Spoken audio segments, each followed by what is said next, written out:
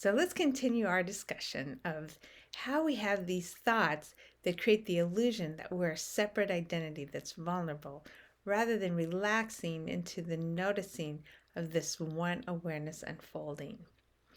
And as I mentioned before, there's a period of weeks where I had none of the independent identity thoughts at all. So since then, it's become very clear to be able to pick them out and feel the pain that they cause. So there was just recently, for example, some thoughts that I was having, and they provide a great example of this. And that was, we have this business that we're opening, and it looked like the timeline was pointing towards August as an opening date. That was when we created the timeline in March. Now it's May, and it looks like it might shift to September. And then came up these thoughts. Oh no, we have to figure out, can it open in August? And it was this sense that I want to be reliable. And anytime that we are associating ourselves with a trait, with any kind of characteristic, then there will be thoughts that assemble around that characteristic to create this sense of an independent identity. That characteristic can be any number of things. I've got friends who clearly think they have to be intelligent. If you mention a challenging concept, they will either explore it and demonstrate that they do have competence in it, or they'll name a name or whatever it is. I have other friends who clearly have this identity that they have overcome a lot in life. When you ask them about certain things, somehow you end up hearing again, such and such happened to them as a baby, such and such happened to them at age 3, such and such in junior high. And I've heard those things enough to realize, wow, that's kind of like an internal compass for them, for their identity.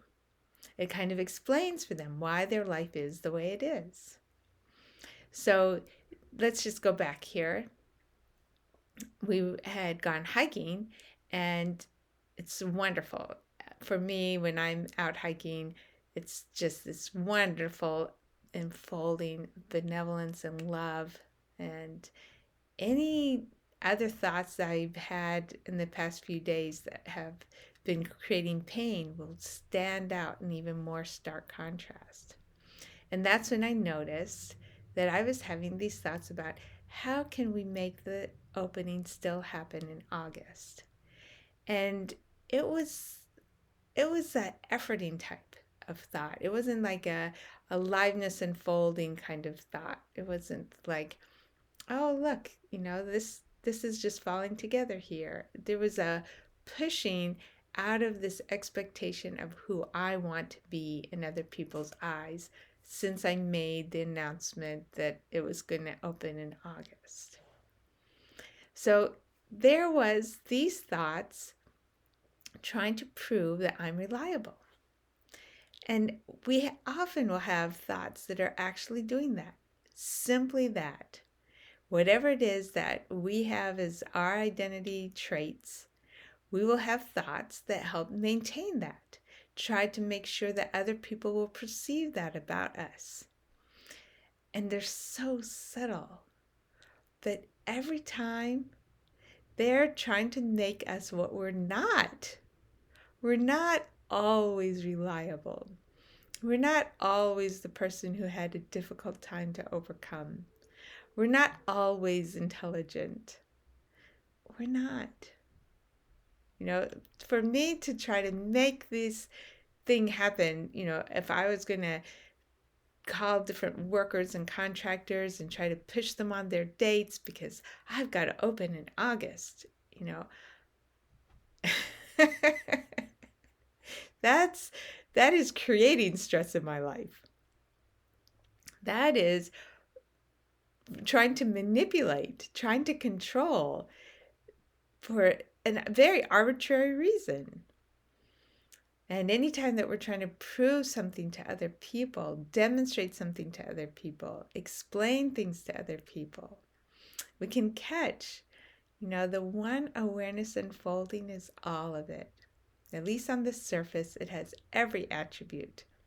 And however it's unfolding in this harmonious dance of everything. So to pull apart and say this particular part, the Lisa part, has to be reliable, or this particular part, the Park part, has to be intelligent, whatever person we've got that we have an attribute for, is a manipulation and is just that layer of thoughts. So what I find helps so much is noticing the pain, noticing the attachment to a particular attribute, and allowing that to not be so rigid, even subtly relaxing it. Only sometimes will I be reliable, or I'm reliable enough. Subtle relaxations do a great big part in being able to rest back into noticing what's already there, the one awareness unfolding that's unharmable and totally benevolent. So you can just check, what are the attributes when somebody asks you, what are your strengths? Or how would you describe yourself? Those attributes are the ones that you can just check in and see if you want to be able to experience the one awareness unfolding in a more visible way. And of course, you already are it. We all are. You can't not be it. So enjoy. Thanks for this time together. If you think this might help you or someone else, please push like and subscribe.